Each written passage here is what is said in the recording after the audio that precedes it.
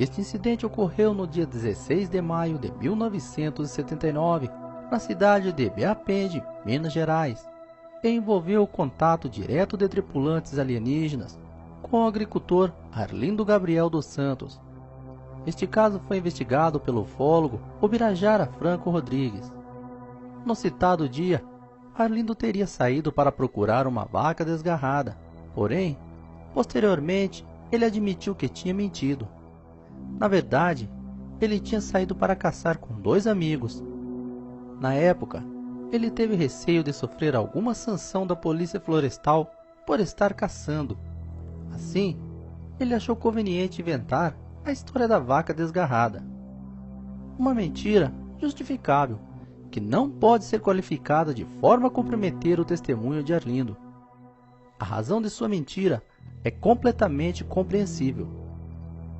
Arlindo Gabriel dos Santos estava caçando com 2 amigos e quando eles estavam a uns 6 quilômetros de distância da sede da fazenda, decidiram se separarem. Cada qual teria tomado um rumo diferente. Depois de um pequeno tempo, Arlindo avistou um objeto estranho descer no chão e que inevitavelmente o deixou cismado. Curioso, decidiu se aproximar para observar melhor o objeto. Pelas suas descrições, o objeto tinha um formato cilíndrico com 50 centímetros de largura e 1,5 m de comprimento, uma base circular escura e uma esfera na sua parte superior de cores branca e vermelha. Arlindo tinha levado uma câmera fotográfica que estava embrulhada em um embornal, e sendo assim, teve a oportunidade de fotografar o objeto por mais uma vez até que o mesmo desapareceu inexplicavelmente. Logo em seguida, desceu um outro objeto que tinha o formato ovoide e com uma haste na sua parte inferior.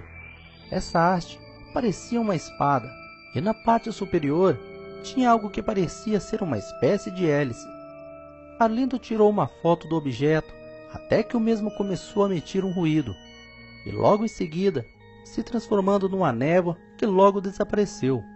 Depois dessas 2 aparições súbitas e seus respectivos desaparecimentos, Arlindo voltou a andar mais um pouco e de repente desceu um terceiro objeto. Este tinha a forma de um barril de 1 metro de altura e era listrado nas cores branco e vermelho. Este objeto também parecia ter uma espécie de hélice na sua parte superior. Arlindo não hesitou, também fotografou o inusitado aparelho. Tal qual os 2 anteriores, o objeto desapareceu logo em seguida, sem que Arlindo pudesse reparar como isso aconteceu. Arlindo então andou uns 10 metros na direção do local onde o objeto estava antes de desaparecer. Sua intenção era ver se conseguia encontrar alguma coisa que lhe indicasse o que estaria acontecendo e como aqueles objetos teriam sumido. E é exatamente neste momento que um enorme OVNI com formato de um ovo branco desceu diante de Arlindo, numa distância de apenas 1 metro. Conforme a descrição da testemunha, o objeto tinha um ruído parecido com o de um motor de um carro afogado. O aparelho tinha no mínimo uns 10 metros de diâmetro e uns 8 metros de altura. E antes de ele pousar no chão, saiu uma espécie de trem de pouso que consistia em 4 hastes pequeninas, algo como uns 6 ou 7 centímetros de largura. Arlindo tentou fotografar este UFO, porém, ele emitiu um feixe de luz em sua direção que provocou uma dor em seus olhos.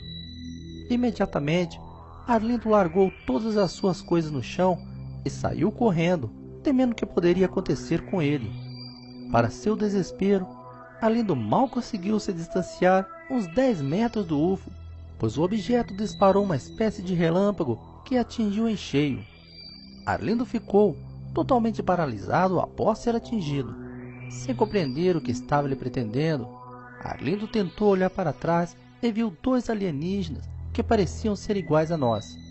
Os seres estavam usando roupas que cobriam todo o seu corpo, além de capacetes justos que cobriam quase todas as suas cabeças. Eles também estavam usando luvas. Só era possível ver os rostos das criaturas, pois os capacetes tinham vidros transparentes na frente.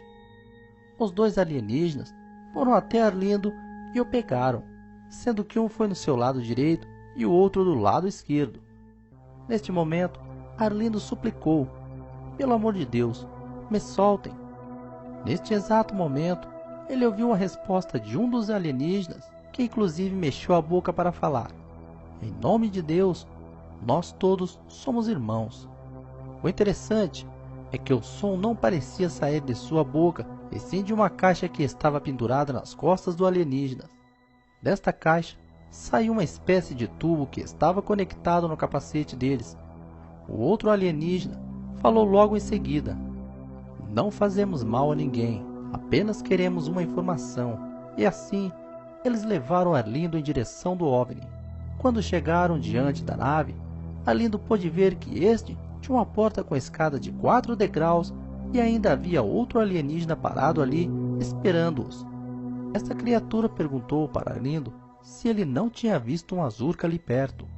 Arlindo disse que não e perguntou: "O que é uma mazurca?"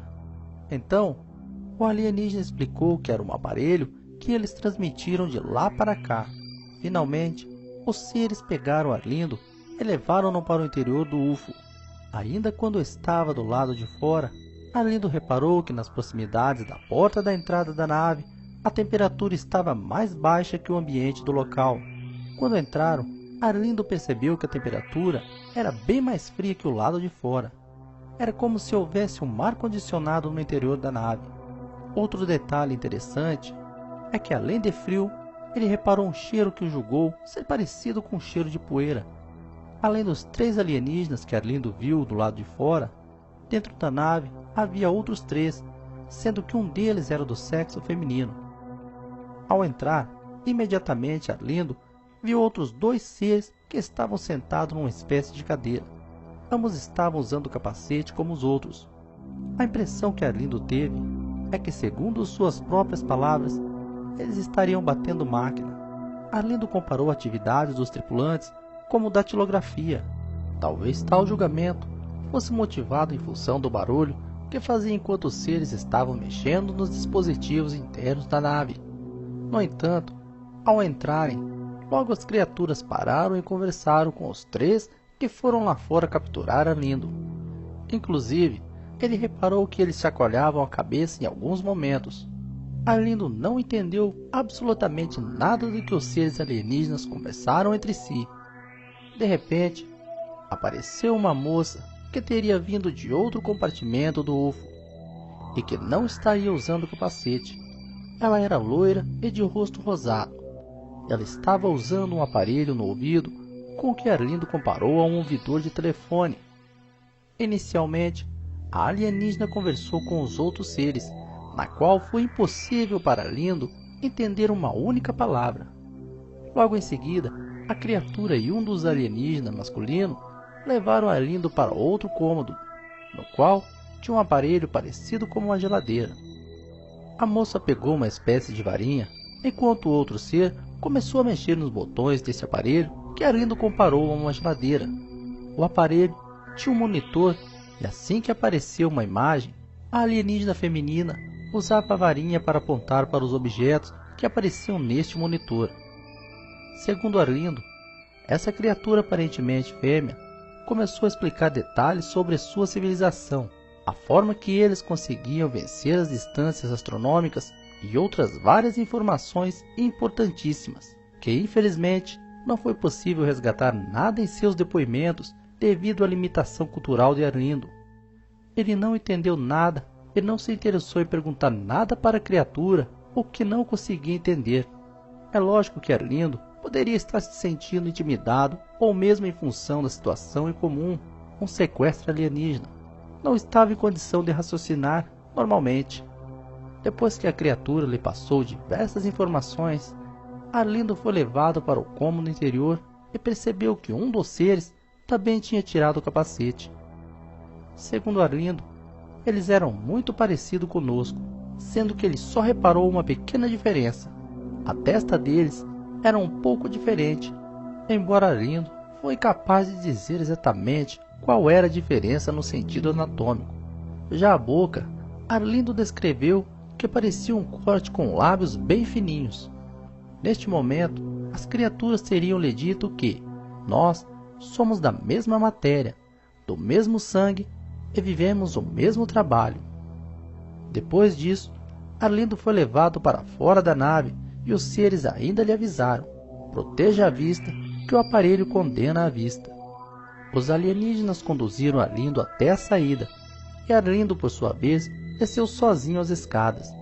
O interessante é que Arlindo não conseguiu olhar para trás, pois ele se sentia meio preso, um efeito que ele nunca conseguiu explicar. Talvez isso ainda fosse alguma influência dos extraterrestres sobre Arlindo. Depois de tudo isso, Arlindo teve de andar de volta um bom pedaço, até que encontrasse seus dois amigos que tinham ido caçar com ele. Arlindo se sentia enjoado e com um pouco de tontura, sensações que duraram bastante tempo. No momento do contato com os alienígenas, Arlindo tinha deixado suas coisas caídas no chão, e quando retornou para procurar, ele acabou não achando nada. Porém, reparou que o trem de pouso da nave tinha deixado marcas profundas no terreno. Logo, a notícia de sua experiência com os alienígenas se tornou a grande sensação da cidade de Baepend, e inevitavelmente acabou chegando nos ouvidos da imprensa, que deu todo um tratamento sensacionalista ao incidente, com manchetes de grande apelo público nos jornais. Obviamente, este caso logo chegou também ao conhecimento do ufólogo Birajara Franco Rodrigues, que tratou de entrar em contato com Arlindo Gabriel. Levado até o local onde teria se dado o incidente pelo próprio Arlindo, o Birajara Rodrigues fez moldes de gesso das marcas do trem de pouso, e ainda eles acharam o embornal que Arlindo tinha perdido no momento do contato. A princípio, Arlindo ficou em dúvida se aquele era mesmo seu embornal, pois o mesmo estava com várias figuras desenhadas que pareciam uma espécie de escrita. O embornal de Arlindo era liso e não tinha qualquer figura pintada nele. Com relação às supostas fotografias obtidas por Arlindo, infelizmente as fotos não mostraram as supostas 3 sondas que tinham descido antes do pouso da nave tripulada. Verificado por Birajara, a câmera acabou sofrendo uma grave avaria. A chapa interna de proteção do filme estava queimada e coberta de fuligem. É possível que isto tenha acontecido no momento que Arlindo tentou tirar uma fotografia do OVNI, e este, por sua vez, emitiu um feixe de luz que acabou lhe paralisando, e também, como consequência do feixe, estragou sua câmera fotográfica. A fuligem que cobria a placa interna do sistema de disparo pode ter sido provocada por uma reação química em função de uma exposição ao calor ou uma grande energia luminosa. Mas, sem dúvida, o ponto alto deste caso seria as estranhas pinturas do embornal de Arlindo. Qual a sua opinião sobre este caso? Deixe seu comentário, inscreva-se no canal e curta nossa página no Facebook.